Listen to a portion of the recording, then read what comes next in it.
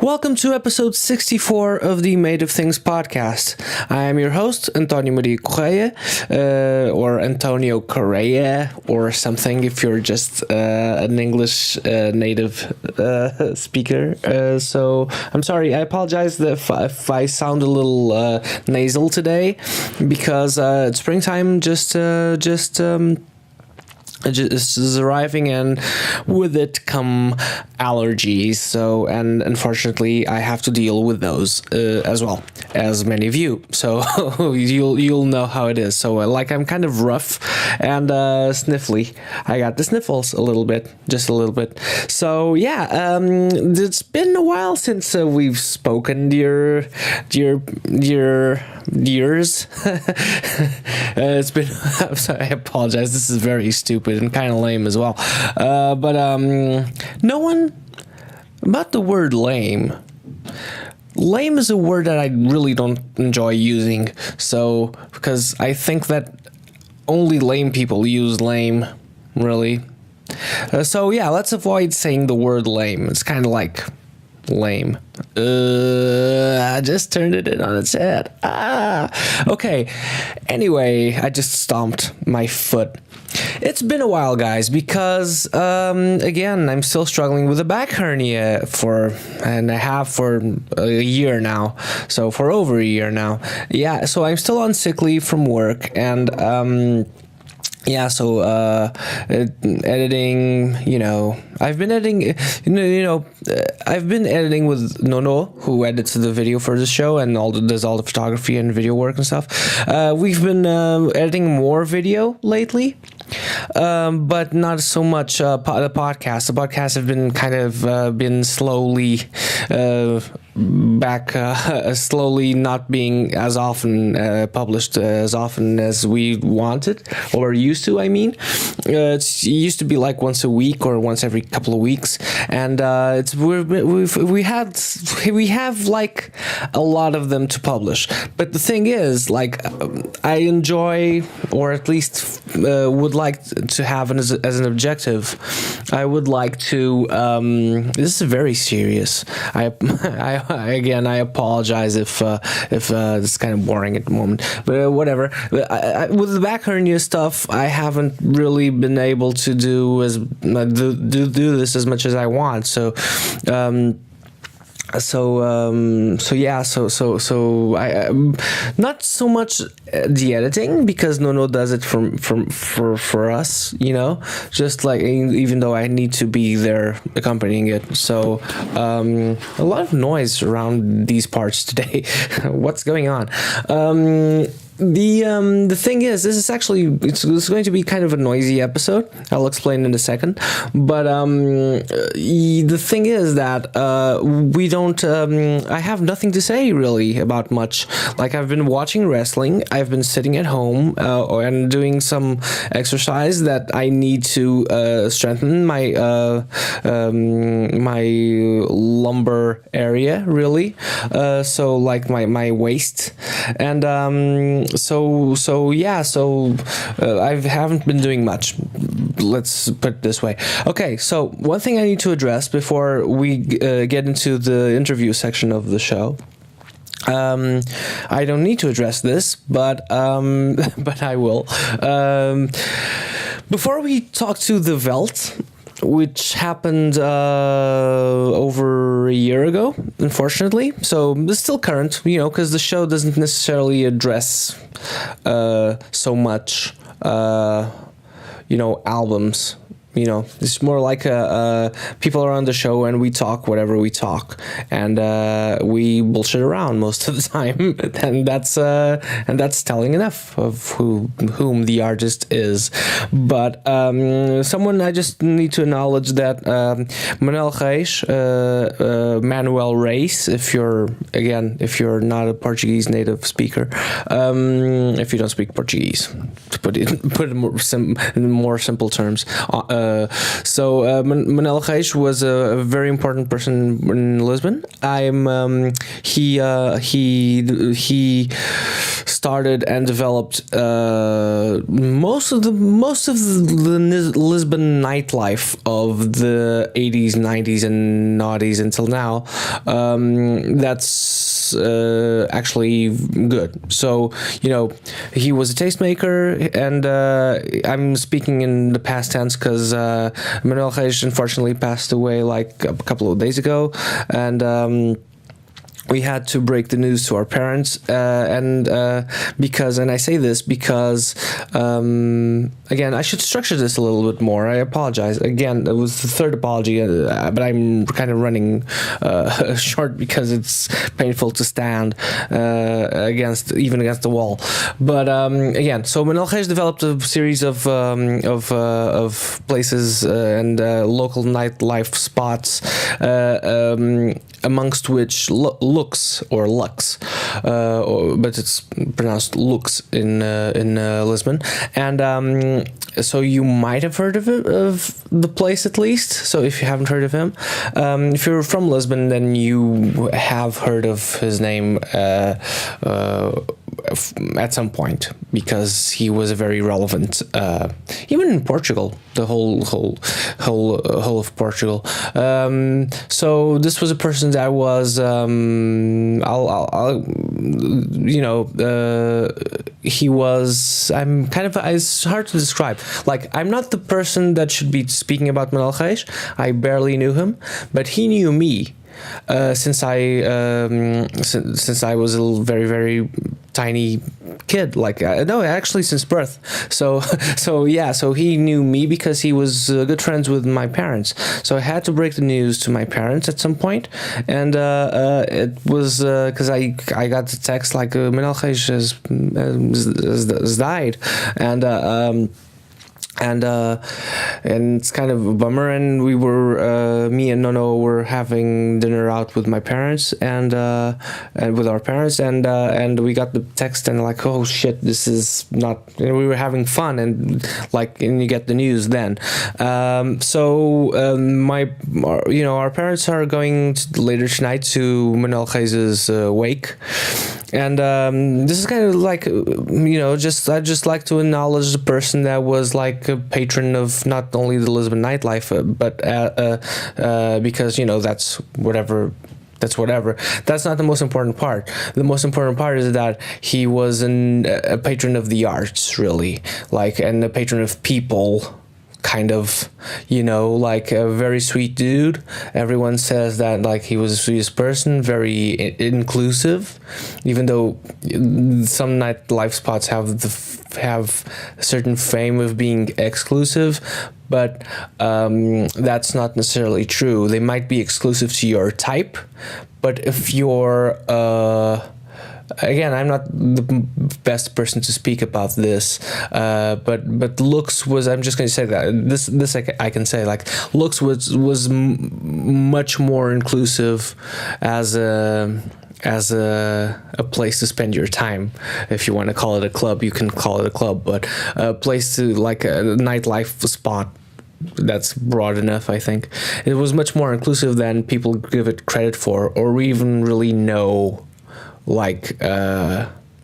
If people know what they're talking about, then you'll know that the place was very inclusive. The criteria was not that of which other places guide themselves by. Wasn't that a weird sentence? But yeah, the criteria was different. Again, of other nightlife spots and other clubs and other stuff like that. So, but Manuel, also had Casa da Atalaia and Loja da Atalaia, I'm sorry,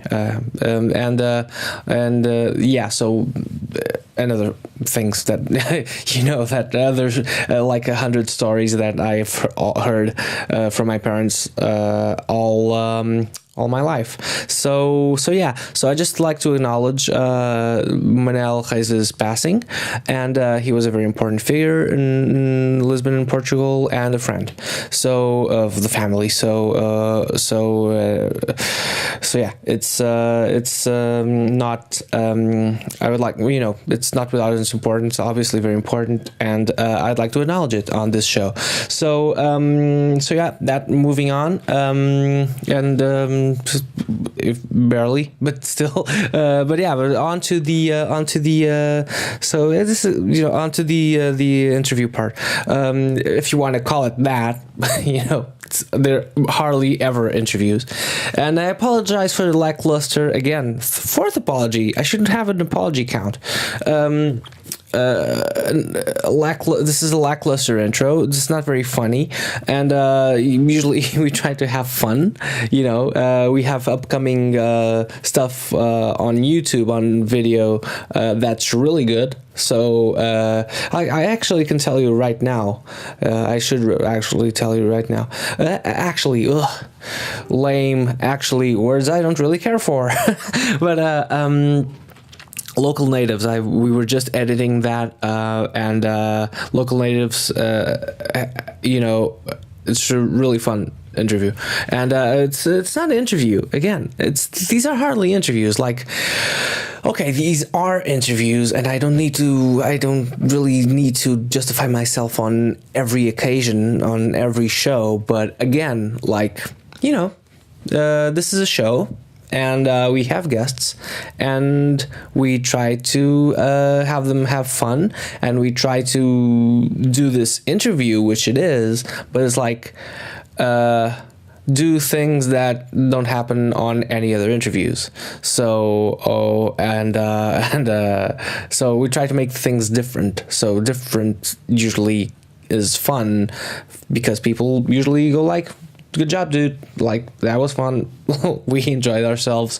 And so I hope the listeners and viewers on YouTube do as well. So, okay, back to the on topic again. So our guests today or on this episode are the Veldt, and these are the Chavez brothers from North Carolina, and from Raleigh, I believe, and they're back in 2000, actually not 2018, but last year. They released new material with Thanks to the Moth and Ariana Rose, so stuff like that, and we spoke to them before this happened. So this was late 2016. It's been a while, I know, it's been forever, but and I apologize to the band mostly, but it's been on YouTube again. So again, I stress that these conversations already are on YouTube. There are a lot of audio problems. This was at Reverence. It was noisy. It's a psych slash sludge slash stoner slash medley, but more like psych, between psych and stoner rock and stuff like that. It was noisy where we were. We just wanted to enjoy ourselves, and we were pretty close to a stage, and so it gets pretty noisy sometimes. And but this at the time was after the shocking fuzz of Your Electric for the Drake Equation, and so we spoke to Daniel, Danny, Marvin, and Hayato, about actually more serious issues than we usually cover. We don't cover issues on this show, barely. Sometimes we do, sometimes we don't, but it's it's just not just a lot of fun, so it was just, we also spoke about serious stuff like being a black artist, and mental health. I remember living in America as a black person, and but then kind of silly stuff like soap operas and hot dogs. A lot of hot dog talk, a lot of hot dog talk, a lot of hot dog talk, a lot of hot dog talk, a lot of hot dog talk. Boop. That's our new slogan. Hot dog talk with Antonio Talk. hot dog. And I don't know, and that's pretty much it. So guys, the Chavez brothers are really nice. Daniel and Danny without an L at the end. I'll stop I'll stop mucking about, and basically, guys, if you enjoy this, and if you enjoy this, please, there's more and better and worse, obviously, depending on your expectations and what you enjoy. So this really fell off the rails really quickly and never really picked up again. But anyway, guys, check out the Veldt. They're a very talented band, and they are extremely nice, and still like really, really nice guys. And please, if you enjoy this, subscribe on YouTube. See what the hernia does to me. I can't really barely speak, guys. More than usually I do. These aren't even words. My throat hurts, and I have the sniffles. So, guys, please subscribe on YouTube if you enjoy it. And there's stuff on iTunes and Instagram, Made of Things, and the Twitter account, and but mostly in the Facebook page. So yeah, if you've enjoyed this intro, good. Maybe half a person has. Okay, cool, guys. Here's the Veldt, and I'll see you on the other side, which means the next episode, which will be coming up soon. Haha. Bye.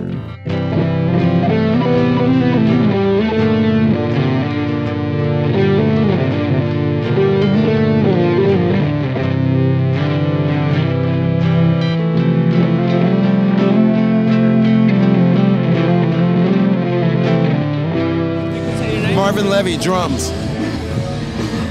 Danny Chavis. Daniel Chavis. Not mine. My name? Hayato. Portuguese soap operas 24/7. Yeah. Really? Yeah, the dramas. They're on. They're on all night. They're on all day and night, Yeah. and anywhere. I assume that they're everywhere in the world at the No. moment. I think they are though, because we're selling on them. different channels. Yeah. Yeah. We're not in Portuguese. They're like they're overdubbed, Right. and in Spanish and stuff, but they're Yes. actually Portuguese. Because I don't know if you guys were aware, because of your soap opera knowledge, Yeah. I guess. But Well, I love my stories. really, No. You could never get anything done trying to keep up with those. But we have parents, we have people that watch that kind of stuff. It's great. do you feel like they're different from the American soap operas? Absolutely not. Drama, facial expressions, over lighting, great hairstyles. It just Crying's International. Yeah, situations. How many situations per episode do you need to have? Like, how many plot twists do you have for an episode? Is there a quota? I don't know. Divorce, something like that. Divorce is a topic. Cheating. That's right. A lot of all the problems of the world. Girlfriend betrayal Yeah. with between girls, and then parents moving. It's all the same thing. It's just funny though. Have you guys ever taken to that I don't know, narrative structure for your records or musically? I don't know, for composition, like five plot twists in this song. I don't know, 5 twists. This song has 5 twists. You mean the topics, you know? Topics or anything, like just twists, like unexpected turns. We talk about hot dogs a lot. Really? Yeah. I mean, we talk about like food. First off, you're an idiot. Actually, what happens is Train of thought. you're an idiot. Guy eating a hot dog next to him. That's what he's talking about. A lot of it is about. I didn't notice. Yeah, guy eating hot dog. Yeah. Sorry. Well, a lot of it is about. This guy, he didn't even look that way. One of them is about mental health, actually. From the perspective of me as a black person in America playing the type of music we play, I write from that perspective. And it's not really talked about a lot. So mental health in the black community is not very talked about, and it's a problem. What sort of issues do you face? Well, the black community is very machoistic. community, much like Latin. Men don't really talk about their feelings very much, so they're not willing to go to someone and be like, oh, well, when I was 5, blah, blah, blah, blah, blah. So we don't talk like that.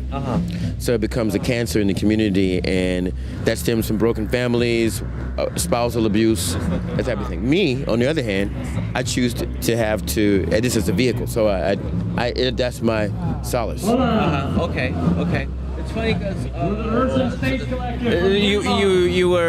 we're probably. Let's try to do this. We'll see if this stage is very loud or no. Let's hope not. But it's funny that you say that. It's not funny. It's actually not funny at all. But I mean, it's curious in terms of, for instance, in Portugal, a lot of people are, okay, we are white and stuff like that. But in Mediterranean countries, there's a huge amount of patriarchy still. Yeah, very much so. It's pretty much what you just described still. People, it's not too heavy, but generally people are just led by white males, I guess. Well, it's very machos. I have no problem. I was raised by all women, so I mean there are pros and cons of it, but more cons because you have to be able to survive in this world as a black male. Given the times right now, it's pretty bad in America. It's not it's not a really good place to be at the moment. And it's kind of spread throughout the world, actually, even here. So, but in America, it's not so great right now. But anywhere in America, or like more like where you guys are from, or where are you guys based? Where? Cancer in America, anywhere. Yeah, anywhere. Yeah. Oh shit.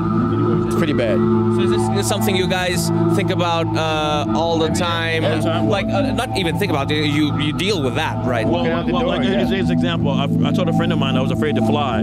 He said, man, you're more liable to get shot as a black man on the street than crash on an airplane. So that gives you too many choices. Yeah. So, those statistics, like that. But we found music as a solace for that kind of thing. So, we don't perpetuate. This is Cosmic, the Cosmic Dead, I think. Cosmic, really? I think so. They're from Denmark. I'll tell you. Do you guys know these guys? No. Are you from Portugal? No. Where are you guys from? Italy. Oh, okay. Sta bene. Sì, sto bene. Molto grazie. Oh, wait. We're going to Italy, actually. We're a band. We're going to go to Italy. Yeah. They're the Orison Space Collective. That's the name. Okay. Nice meeting you guys. And there you go. You can have that. Okay, so you guys are from. So no, this is fine. It's fine. They're not too noisy. It's fine. But so you guys are from North Carolina. So you guys know Superchunk, the guys from Superchunk and stuff like that. Superchunk? Yeah. Mac was on my show like a year ago. Yeah. Mac McCon, all those guys. COC, Corrosion of Conformity. Connells. Yeah. They're all friends of ours. Okay. Just came to me because I'm a big Superchunk fan, so it's funny because there's Archers of Loaf and stuff like that. All those guys. Yeah, totally. Yeah. So like basically what you're living right now in North Carolina and throughout is like some. So the strain is more on the black artist. There's more strain now than there used to be. If you are playing the kind of stuff we play, yeah. Really? Yeah. Why are you saying what it would mean like it's Strain to be an artist like that in. If it's more really, if you face more like issues now, this is serious talk. But like for instance, because there's an article that was written about you guys on The Guardian. And that seems to you guys. You feel like that was a good portrayal of you guys and your situation. Yeah, it wasn't an easy thing coming up. It wasn't an easy thing coming up in that. I know. It's fine. It's okay. It's okay. It wasn't. I have to say, it wasn't an easy thing coming up as a musician in North Carolina doing the music that we did. But we persevered and we still played what did we wanted to do. Yeah. Now I can't speak for any other artists. Only what my experiences are from like that. Of course, people say, "Oh, what are you doing?" and "What kind of shit is this?" kind of thing. You hear that all the time. But who's to say, right? Yeah, but I mean, people are a little bit more open now, I think, than they had been back then. That's so weird to me, though. Like, why? Well, because back then you had only a few other black groups not from North Carolina. I think we're the only group like that from North Carolina. Yeah, Living Color, 24/7 Spies, Fall Out for Now. I mean, black groups that we knew of. Yeah. But the thing about it was we got lumped into that crowd of black groups. We were all different. But Yeah, well, even Living Color in and of themselves, I'm a Living Color fan, and I saw them actually in Portugal like 6 years ago, I think. Yeah, they're a great band. They're a great band, and met Correia and stuff like that. But and they're all fantastic. But even just Living Color, it's so varied and it's so eclectic. You know, it's hard to get a group like that. Like to force other bands to be similar to them when they themselves aren't very similar to themselves. Or you guys. Just this. Yeah, that's The only thing that ruins things for people is that if they base it on your color, they're gonna miss out on so much more, man. You know, I mean, you were like one Portuguese band is different from another Portuguese band, right? Yeah.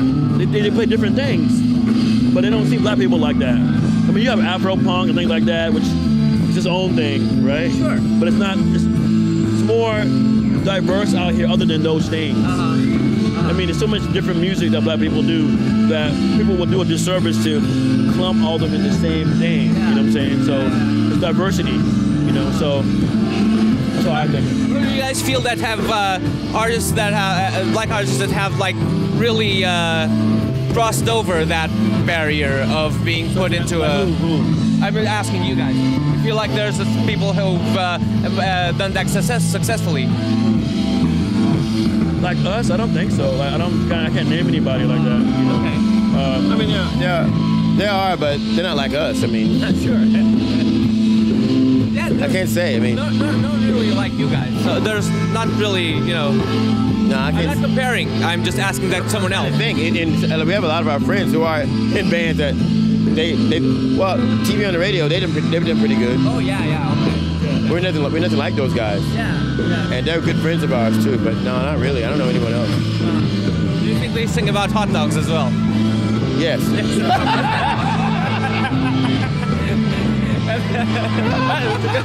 Can't be too serious all the time. That's what I said, Kip. Guys, so like this new EP. So when you mentioned the shocking fuzz of your electric fur, the Drake equation. Okay, said it right. Okay, cool. So the Drake is the rapper Drake, right? Yeah. Not Francis Drake. Yeah. Well, it's just a play on words between Drake and the Drake equation, which is the equation of the theory of alien life in the universe. Oh, okay. Yeah, but Drake also, because we're using some of Drake's samples and loops, we use the beats. Okay. So the equation is the possibility of life in other galaxies, other planets, and also the MC, the possibility of how many beats you can do like that. So it's a little bit of both. I was asking because it's never going to be obvious, right? So it's not going to be like for like anyone that's, I don't know, my age or under is going to think Drake or Francis Drake Or geek. or Geek. sorry, A geek. a geek. Oh, Like some, like, you know, like a nerd. A nerd. Yeah. Sure. Yeah, so people, they know that's association Yeah. scientifically and beat-wise. So, you know, so. Okay. Plus, there's always Francis Drake, which was like, you know, the sailor, and then so I thought it could be that. But then that makes sense. You get Okay. it. Oh, I do get it. Yeah, I get it. Now I get it more than I did before, which is kind of like the idea. Okay, guys, this is first show called Made of Things, and it's based on the assumption that you guys dedicated yourselves to art because you saw or read or heard something that made you go like, oh, I really want to do this forever. Did you guys have that? And what was it? At that time? A long time ago? Yeah, long time. Oh, yeah, Cocteau Twins. Cocteau Twins, really? Yeah. Listening to that, you remember which song or what? It was a song called Lorelei. Lorelei, okay. Because it had the beat in it and the guitars in it. And I'm like, oh man, it's kind of hot. It had the beat in it, and it's like a flowing. I'm like, what the hell is this? I'm like, But the guy, Robin Guthrie, he had no idea about it. He was like, what are you talking about? what are you talking about? He said, what beat? What are you talking about? I was like, what a clown. I was like, but he was like, yeah, this has a beat, it has a good guitar, it has everything. We were like, what? You don't get it? He's like, what are you talking about? Completely aloof, but whatever. You know the Cocktail Twins? Yeah. Well, they're not my I don't know them. Generation, you mean? I'm sorry. Not your generation, you mean? No. Who cares about that? I mean, there's access to everything. But not my. I'm not the most knowledgeable on the Cocktail Twins, because I'm more from prog really, and indie rock in general. But not from Hawkwind. No, well, King Crimson and Pavement and. Pavement? I said Pavement in terms of indie rock. But like Genesis, yes. And then stuff coming from Prog there. pieces, right? Yeah, prog. There's a lot of that in this festival. It's just actually. So you guys being over here, how does it feel like? You guys ever been to Portugal? No, never. My first time. I love it, man. It's like I feel like I'm in what's that? Morricone, the soundtrack guy. Yeah. I see this and I think about that. Enrico Morricone. Yeah. Okay, so kind of like the Wild West then.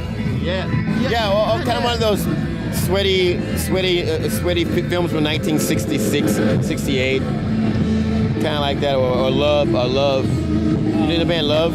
Yeah. Arthur Lee and Love? Yeah. I get a feeling of that here. Oh wow. Yeah. That's. Oh, I never thought of that. So it's nice to be put somewhere else, like in terms of your mind. Okay, guys, I think we're basically done. Okay, so yeah. No, yeah, you can. This is a very good recording. Oh, okay. Yeah. Thanks, guys. It's fun. Thank you. Thanks, man. Thanks.